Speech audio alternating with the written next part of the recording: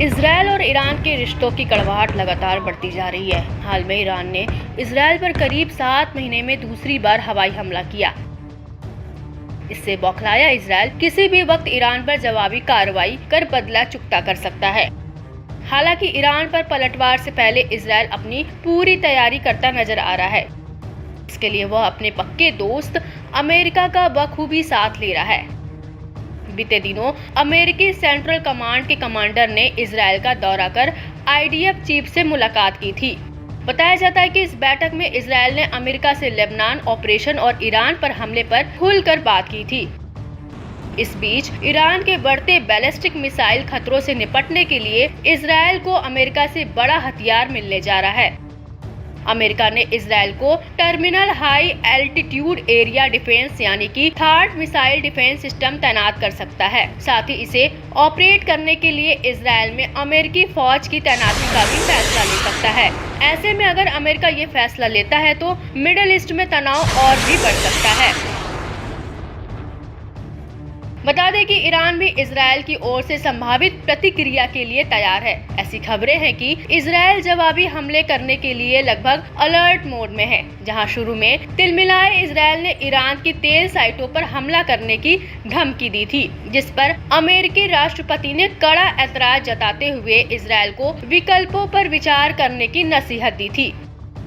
दरअसल अमेरिका पर खाड़ी देशों ने भी दबाव बनाया था कि इजरायल को ईरान की तेल साइटों पर हमला नहीं करना चाहिए। बाइडेन से उलट पूर्व अमेरिकी राष्ट्रपति डोनाल्ड ट्रंप ने ईरान के खिलाफ संभावित इजरायल के जवाबी हमले पर बड़ा उकसावे भरा बयान दिया था। ट्रंप ने ईरान की परमाणु सुविधाओं को निशाना बनाने की पुरजोर वकालत की थी, जिस पर दुनिया भर के देशों ने कड़ी प्रतिक्रिया दी थी। बताया जाता है कि इजरायल ने ट्रंप के बयान पर कोई खास प्रतिक्रिया नहीं दी थी। ऐसे में अमेरिकी मंशा साफ है कि इजरायल की ओर से की गई मांग के चलते अमेरिका इस पर विचार कर रहा है। अमेरिका अपने हथियार इलाके में भेजकर इजरायल की शक्ति बढ़ाए। दूसरी ओर ईरान भी इजरायल से अपनी सुरक्षा सुनिश्चित करने के लिए क्षेत्रीय देशों के साथ कूटनीतिक प्रयास कर रहा है।